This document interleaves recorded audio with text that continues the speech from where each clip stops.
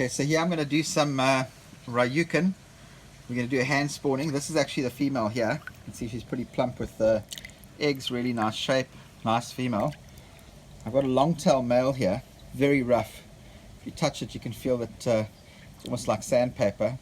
And then I've got two short tails, also Ryukin, smaller ones, both males.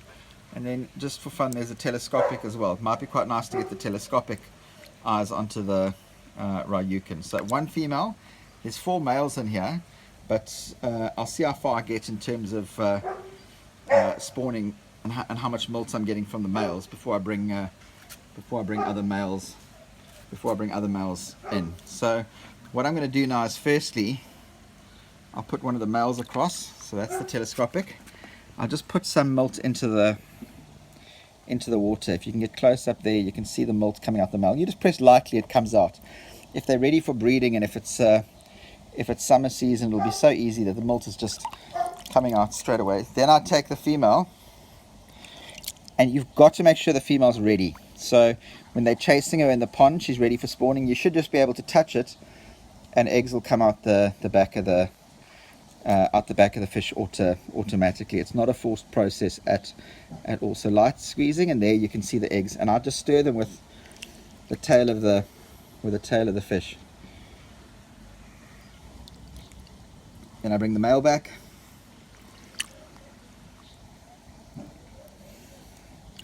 Get some molt, bring another male in.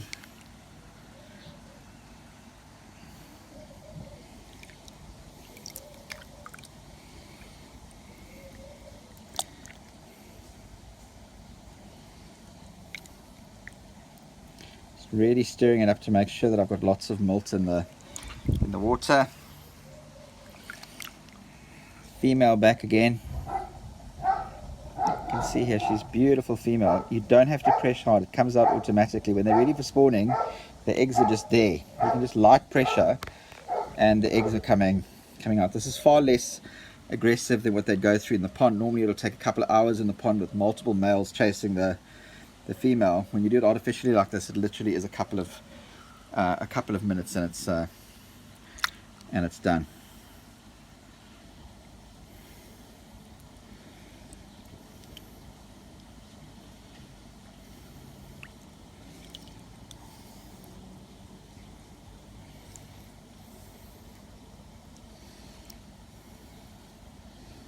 Female again. You really have to handle them gently. You don't hold the fish. Literally just cradle them in your hand, and you press lightly, and the eggs come out. And you use the tail of the fish to almost distribute the eggs into the bowl.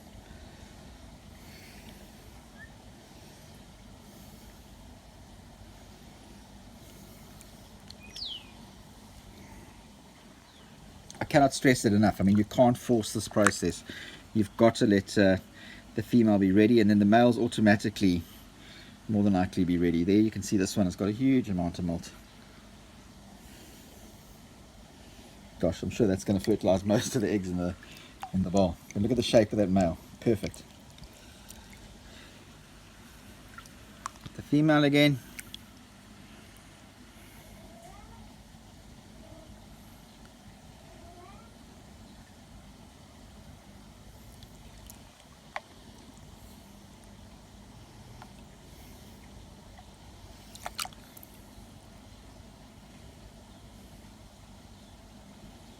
You zoom in, you can see the molt. You can see the molt coming out.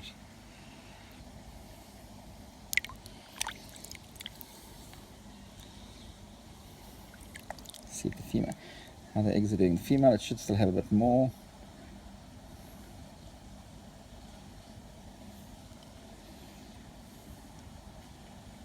Almost immediately as the eggs start coming out, as soon as they touch the water, they develop a stickiness, so they'll stick to the bottom of the bowl. I'm using a couple of males here, so there'll be a bit of a mixture in terms of fry, but that's great because then there's different genes. I really like the short tail Ryukin, so I'm using him quite a lot. So you can't believe how rough the male fish feel here.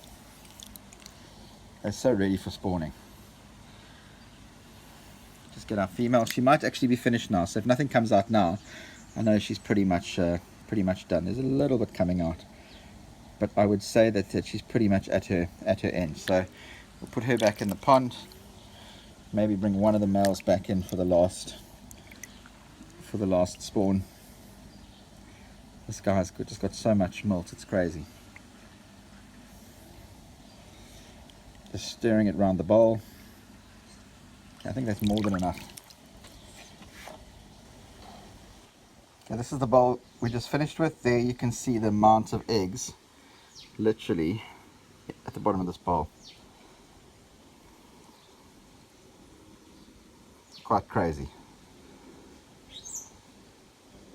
So these I'm actually going to float in a deeper tank just until they hatch. But you can see literally hundreds of them. That's from one fish.